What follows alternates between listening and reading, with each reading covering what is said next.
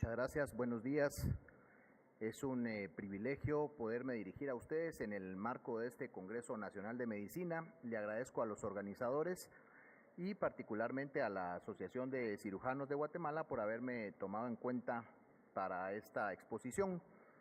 Al igual que mis antecesores, el tiempo es verdaderamente corto, sobre todo que el tema es tan amplio porque no se hizo explícito la ictericia en el paciente quirúrgico, sino que el tema habla de la ictericia en general, así que voy a intentar ser lo más breve posible, pero lógicamente que debemos de definirla. Ictericia es la coloración amarillenta de piel y mucosas, pero obviamente que sea causada por hiperbilirrubinemia. ¿Y por qué les hago mención de esto? Porque como ven al final de esa diapositiva hay otras causas que ponen la piel amarilla, como es la uremia o la ingesta abundante de carotenos, sobre todo los pacientes que están debutando en dietas vegetarianas u ovo-lacto-vegetarianas, consumen muchos carotenos y se pueden poner amarillos, pero con la diferencia que no se tiñe la esclerótica, cosa que sí pasa y es el único antecedente que nosotros debiéramos de averiguar con el uso de quinacrina, que es un antiparasitario y un antipalúdico.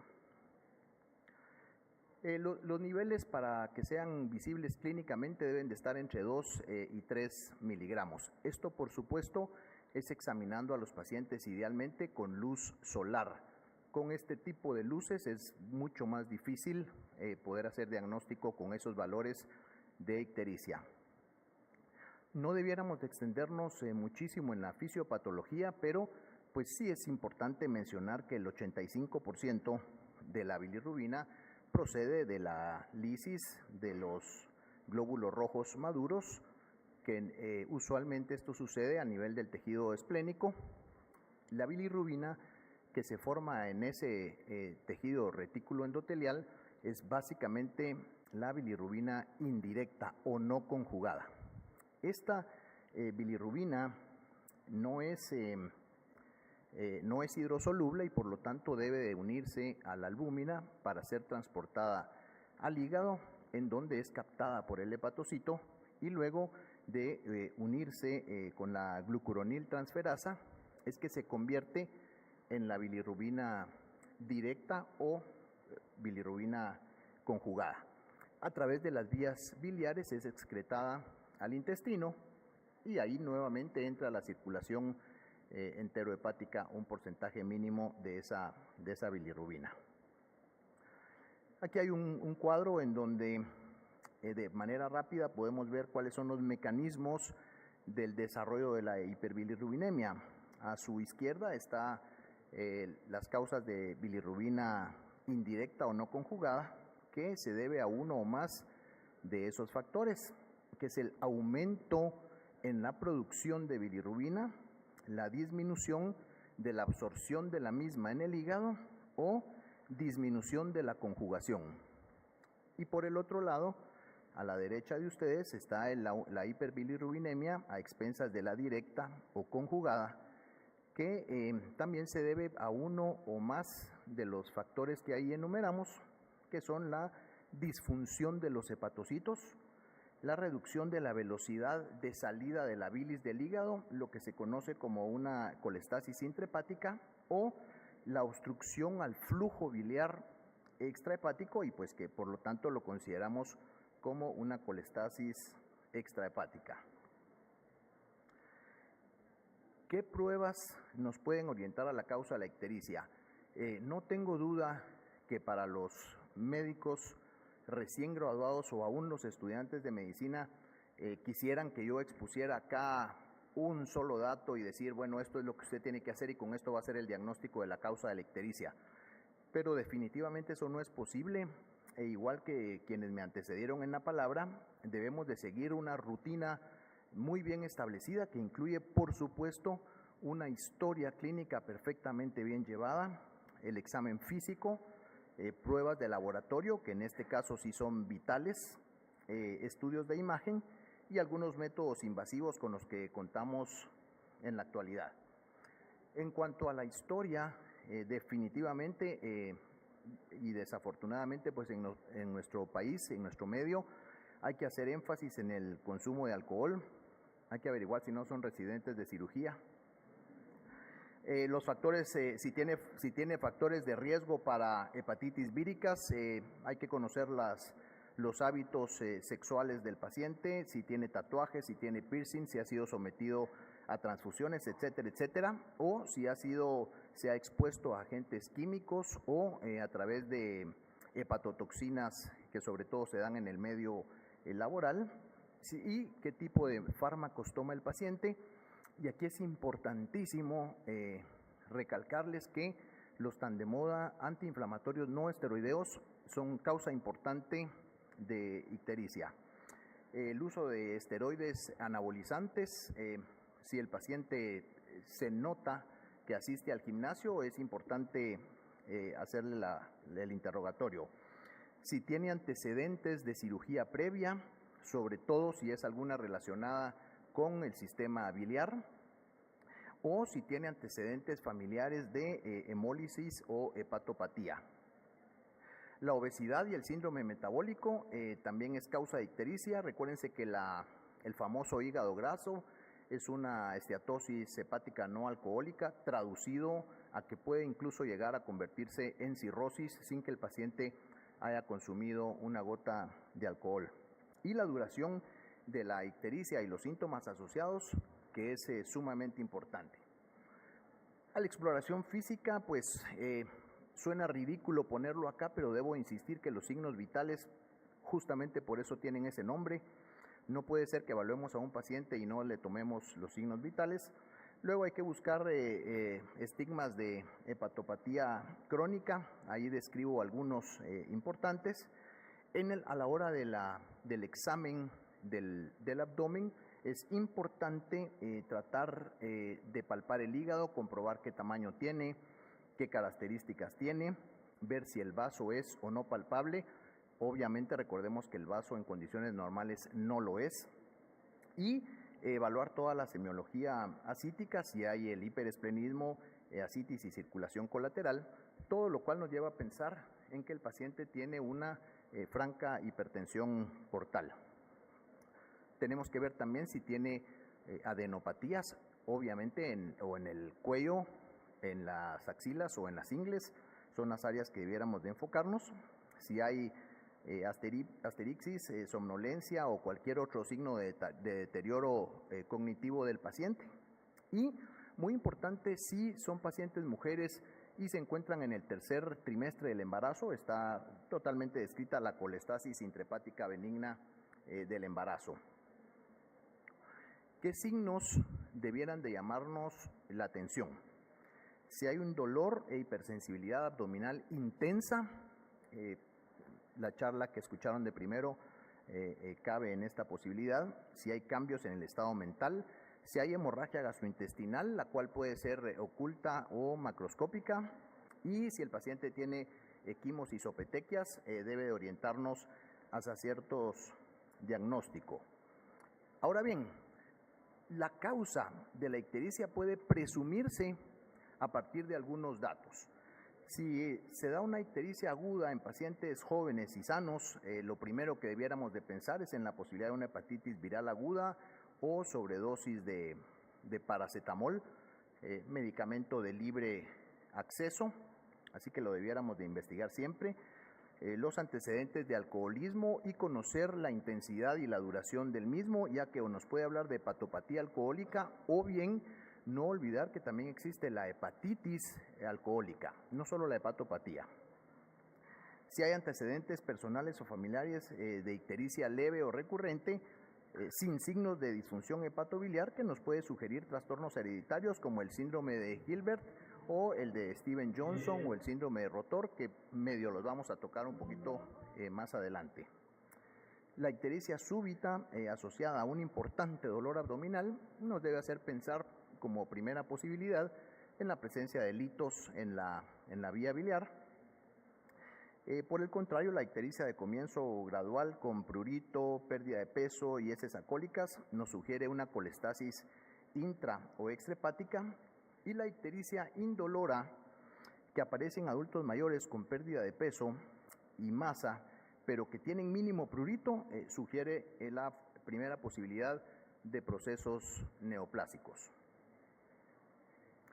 Los datos de laboratorio es difícil, pero pues obviamente hay que hacer la hematología completa, las pruebas hepáticas completas, eso significa las bilirrubinas, las transaminasas, la fosfatasa alcalina, la gamma-glutamil transferasa, hay que medir LDH, hay que hacer pruebas renales.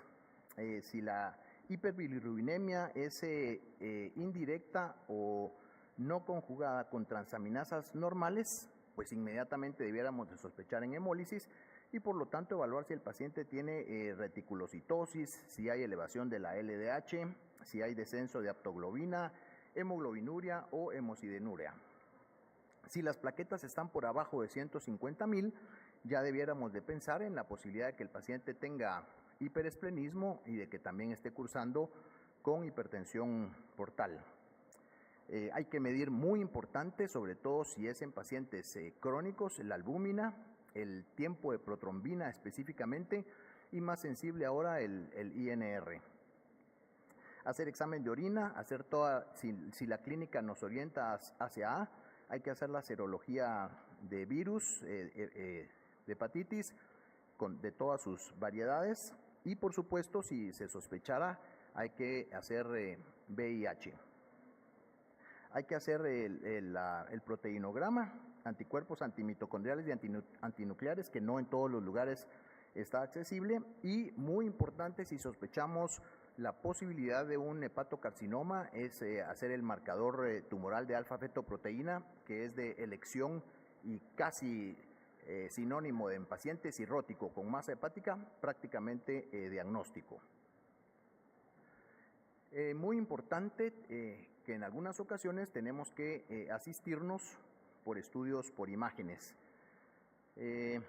Como ya lo mencionaron también, el ultrasonido abdominal, aunque no es el que tiene la mayor especificidad y sensibilidad porque es operador dependiente, pero tiene muchas ventajas y de hecho en el estudio de la ictericia es el primer examen radiológico que debiéramos de efectuarle al paciente. Es sumamente, nos da muy buena información en cuanto a la dilatación o no de las vías biliares, si existen o no masas o quistes hepáticos.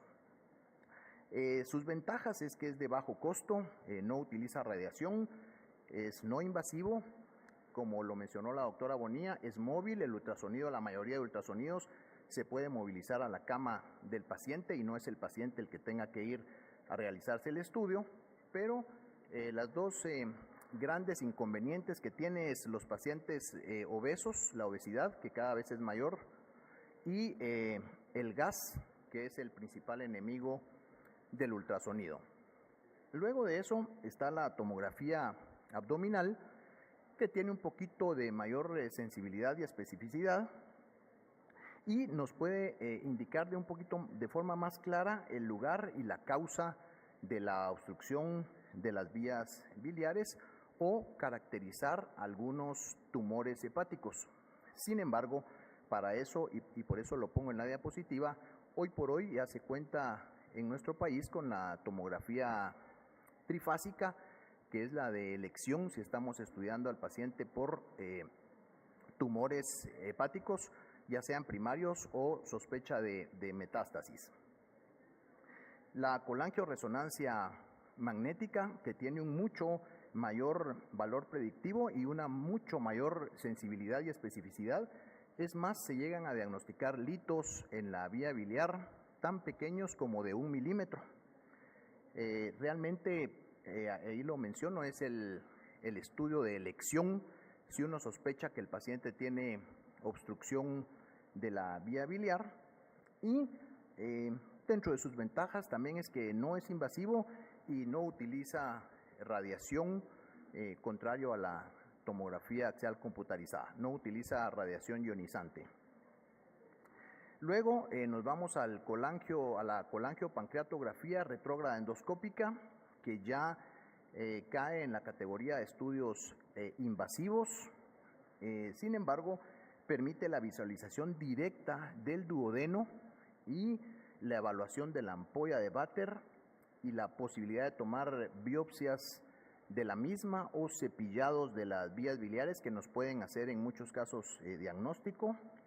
Y por supuesto, este no es un estudio solo diagnóstico, sino que tiene la posibilidad de ser terapéutico. Si el paciente lo que tiene es una estenosis de la ampolla de Vater, se puede hacer, hacen la papilotomía, o si el paciente tiene litos en la vía biliar, la mayoría de ellos puede ser resuelto a través de este método.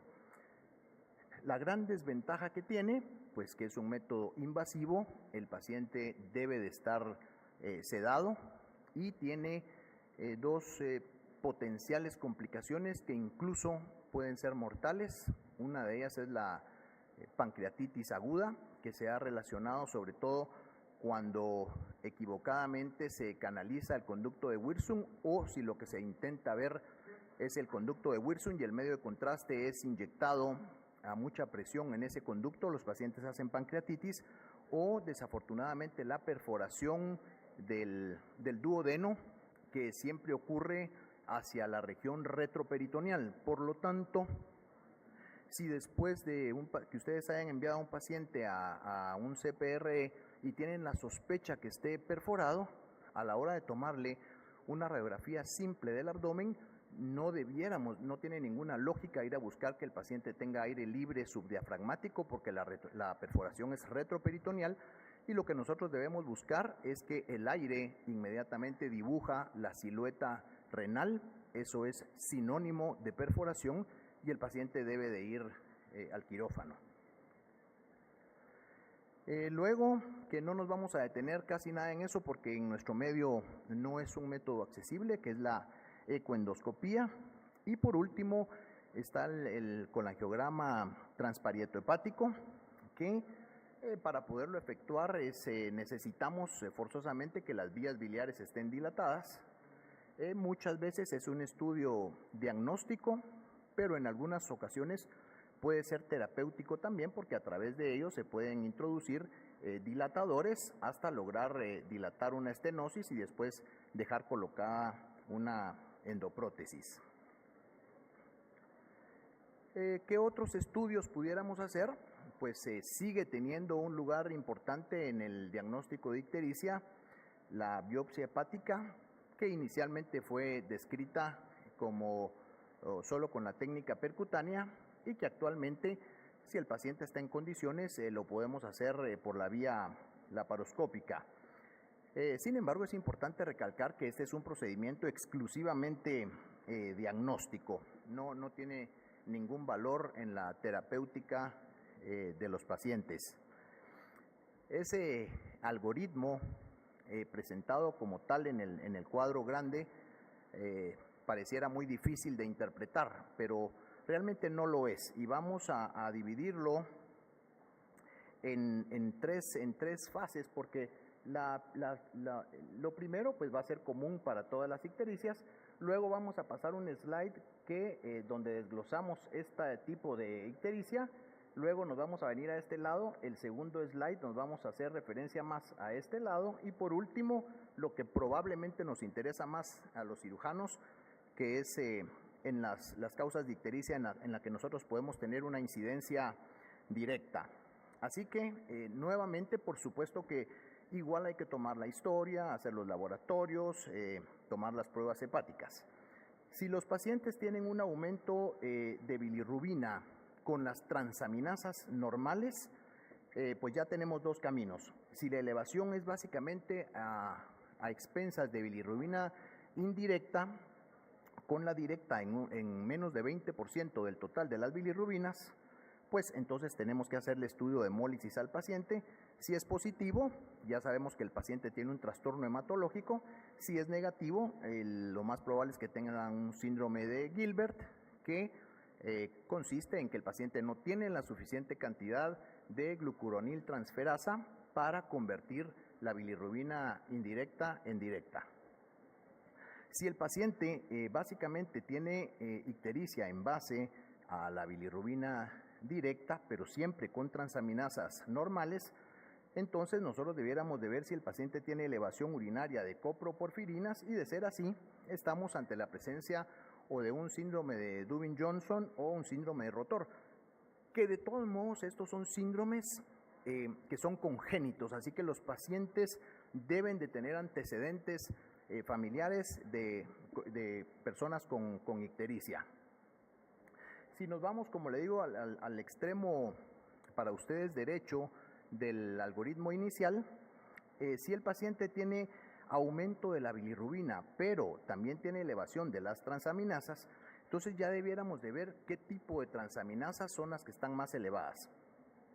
Si predomina la transaminasa glutámico oxalacética sobre la pirúrica, ambas, por supuesto, son enzimas que indican necrosis de los hepatocitos, que hay hepatolisis.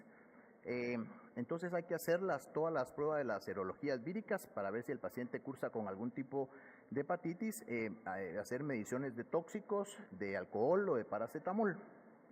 Si son negativos, entonces hay que hacer una serie de estudios diagnósticos, que ahí ven ustedes una serie de abreviaturas.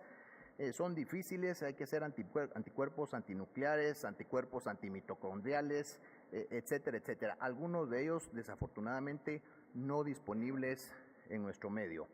Si esos estudios autoinmunológicos fueran negativos, el paciente hay que hacerle igual una ultrasonido abdominal, y si aún así hay ausencia de diagnóstico, como les digo, en los casos donde probablemente deba de llegar a una biopsia hepática. Y la parte central de este algoritmo es para aquellos pacientes que sí tienen aumento de la bilirrubina y de las transaminasas, pero hay también elevación de las enzimas de la fosfatasa alcalina y la gamma-glutamiltransferasa, que ya debieran de hacernos sospechar en la posibilidad de un proceso obstructivo. Por lo tanto, el paciente debe de ir a un ultrasonido abdominal. Si la vía biliar es normal, entonces podríamos concluir que el paciente tiene una colestasis intrahepática y nuevamente volver a estudiar drogas, virus, etcétera. Si hacemos anticuerpos antimitocondriales y son positivos, el paciente tiene una colangitis esclerosante, una colangitis biliar primaria. Y si es negativo los anticuerpos, hay que hacer una colangioresonancia, que esta nos puede dar diagnóstico específico de la colangitis esclerosante primaria, y si hay ausencia de diagnóstico, nuevamente valorar la biopsia hepática.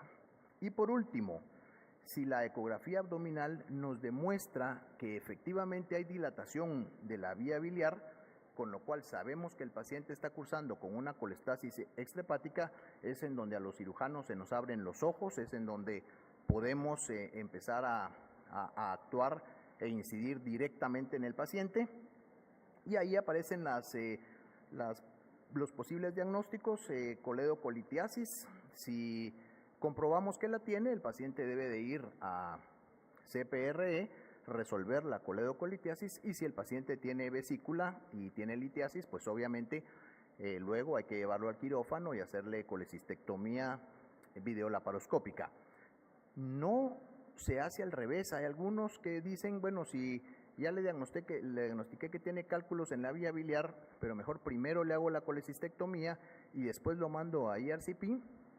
Es una conducta incorrecta, porque si por alguna razón le hace que tenga algún divertículo duodenal, etcétera, y no le logran hacer la esfínterotomía y la extracción de los cálculos, el paciente va a tener que regresar al quirófano. O, por supuesto, hay otras causas de obstrucción de la vía biliar que serían motivo de otra charla en general, pero que es la presencia de los llamados tumores peripancreáticos o de la encrucijada pancreática, que bien pueden ser tumores del colédoco distal, de la ampolla o de la cabeza del páncreas. Así que les agradezco mucho su atención y lamento la velocidad a la